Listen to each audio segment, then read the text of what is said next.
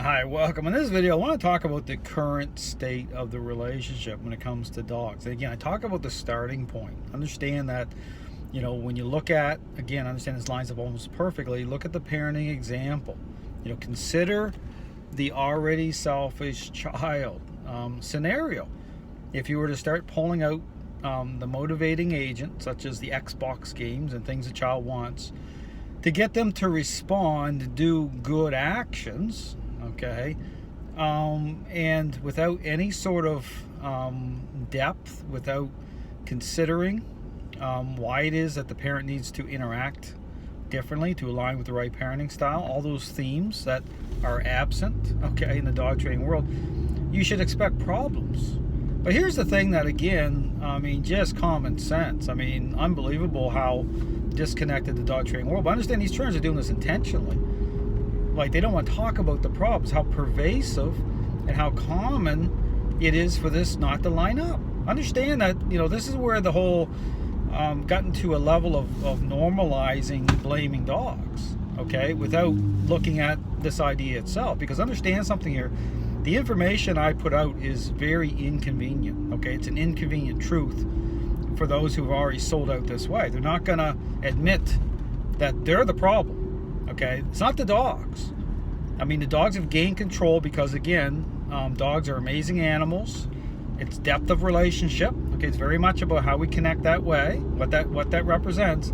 But again, understand that once they've gained control in the relationship, these trainers are coming along and simply going through the motions, okay? They're just motivating dogs very superficially, which, again, I talk about the issue about how the path that takes for many dogs and owners by way of bribery. And here's the thing. It's not like people aren't failing all over the place. Struggling in their relationships, and then these trainers, they want you to believe it's the dog's fault, okay? That's what they want. They want, because understand that there's nothing in it for them if they... if the public's taking a hold of this information saying, well, just a moment, I just got rid of my dog, or I just had my dog put down after, giving all this money and time over to these trainers, and only to come realize that these individuals didn't have a chance from the very beginning. They weren't even getting the right information. They're being told a lie, okay? They're being sold this package deal, which, again, blaming dogs goes along with the package.